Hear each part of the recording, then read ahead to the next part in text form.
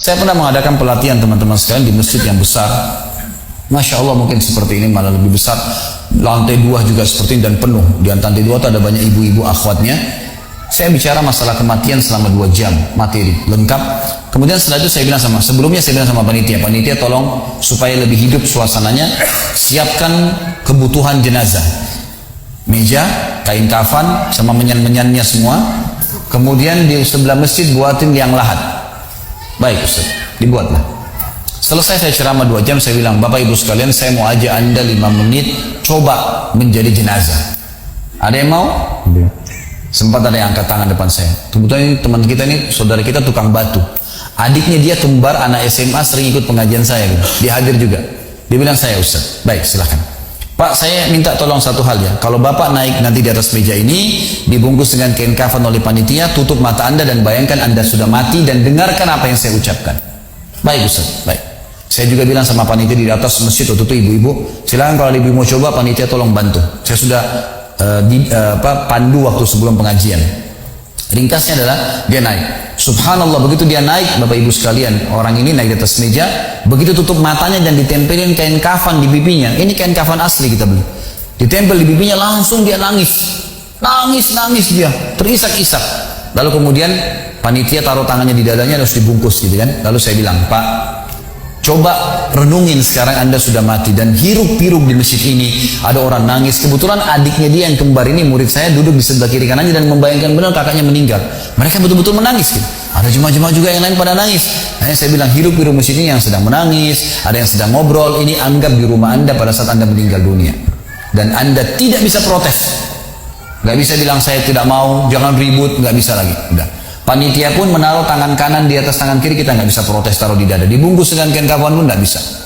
Baik, Pak, bayangkan semua peluang amal saleh yang semestinya Anda bisa kerjakan, sholat malam, sedekah bakti dengan orang tua, baca Quran, sholat berjamaah, yang Anda sia-siakan dan Anda menyesal kenapa tidak kerjakan sekarang. Dan bayangkan semua peluang dosa yang Anda tidak sia-siakan. Kesempatan zina, berzina, kesempatan dusta-dusta, kesempatan riba-riba, semua dikerjakan. Dan Anda tidak sempat taubat dan Allah akan hukum Anda sekarang. Itu Bapak Ibu sekalian, saya tidak kadang-kadang dia sampai nangis-nangis Bapak ini. Terus dia nangis. Lalu saya bilang, tolong panitia datangkan geranda jenazah. Datangkan. Baik Pak, sebentar lagi kami akan angkat badan Anda di geranda ini dan kami akan bawa Anda ke liang lahat sebelah masjid. Diangkatlah dia. Saya bilang, Pak, renungin, resapi tubuh Anda kesentuh dengan geranda ini. Gitu kan. Ditutuplah lalu dipikul. Lalu saya pandu pakai mic, saya bilang, Pak, inilah detik-detik terakhir Anda bersama kami. Terus sesalin perbuatan-perbuatan dosa Anda pernah lakukan, peluang-peluang ibadah Anda sia-siakan. Sampai tiba di luar masjid, saya turun ke liang lahat, saya buatin sendiri tanah, kemudian saya buatin ke mana, lalu diturunkan dia. Setelah diturunkan, saya suruh tutup matanya, kemudian ditutup dengan kain. Saya keluar, lalu saya pakai mic, saya bilang, Pak, buka matanya. Inilah rumah Anda sekarang. Walaupun rumah Anda 1000 kali 1000 meter di dunia, kembali ke 1 kali 2 meter. Ini tempat Anda sekarang. Dan sebentar lagi malaikat akan datang menanyakan kepada Anda pertanyaan yang Anda sudah tahu. Selesai.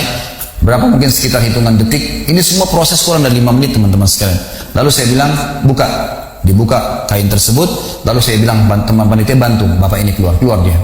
Waktu dia keluar dari kuburan, liang lahat itu teman-teman, sempoyongan. Kayak orang yang sudah pusing itu keluar, kemudian saya bawa ke masjid. Saya pegang tangannya masuk ke masjid, duduk. Lalu saya kasih mic, Pak, tolong ceritakan pengalamannya kepada jemaah jadi jenazah 5 menit. Itu dia pegang mic, gemetaran. Ustaz, saya tobat, saya durhaka sama orang tua, saya nggak sholat, saya begini. Ini dia lupain ada ribuan jemaah depannya nih. Dia nangis-nangis, sebutin semua kesalahannya. Semua pada banyak ikut nangis. Dia kayak orang ketakutan betul, gitu kan? Baik, selesai. Saya panggil siapa lagi yang mau coba? 2, 3, 4 orang. Rata-rata semua begitu keadaannya, gitu kan? Alhamdulillah mereka sadar seketika pada saat itu. Lalu kemudian saya bilang penutupan. Ada bahkan ibu-ibu yang coba di atas pingsan, ibu itu. Kita bukan nakut-nakutin, tapi memang saya praktekin. Lalu saya bilang begini, Bapak Ibu sekalian, sebagai penutup acara saya bilang pada saat itu, bahwasanya ini hanya praktek jadi jenazah. Tapi ini ya akan datang satu waktu Anda dibungkus kain kafan tidak bisa kembali lagi. Sekarang masih bisa kembali beramal soleh. Dan ini pernah diperingatkan oleh Hasan Basri rahimahullah. Beliau pernah ngantar jenazah diikuti oleh seseorang. Lalu Hasan Basri tanya, wahai fulan, kalau seandainya jenazah ini tiba-tiba hidup sekarang, apa yang dia kerjakan? Kata orang ini, tentu dia akan sholat, dia akan puasa, dia akan ngaji, dia akan kerjakan ibadah-ibadah. Kata Hasan Basri, kenapa? Dia bilang karena dia sudah mati, dia tahu nilainya ibadah itu. Kata Hasan Basri, yang kau ucapkan benar, tapi di depan matamu ini tidak bisa hidup lagi. Kamu sekarang masih hidup, kerjakan seperti dia kalau dia hidup. Jangan tunggu itu, gitu kan? Ingat teman-teman, pujian teman, ancaman teman, atau orang sekitar kita hanya sepanjang lidahnya. Kamu hebat ya, kamu kaya ya, kamu gagah ya, kamu cantik ya, sepanjang lidahnya demi Allah. Mau apa itu? Apa yang mau direbut? Orang-orang setengah mati sholat malam sejam 2 jam, besok ceritain ke orang hanya butuh pujian sepanjang lidah dia. Untuk apa?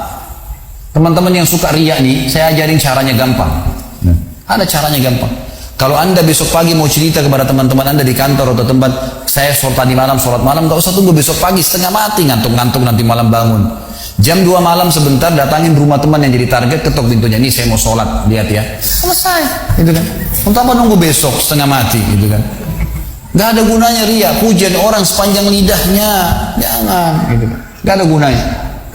Jadi teman-teman sekalian, sadarilah mati akan datang, dan jadilah seperti Bilal radhiyallahu anhu, sahabat Nabi yang mulia. Waktu ditanya, ma ra'yuka bil maut, apa pendapat anda dengan kematian? Kata beliau, marhaban bil maut, selamat datang kematian.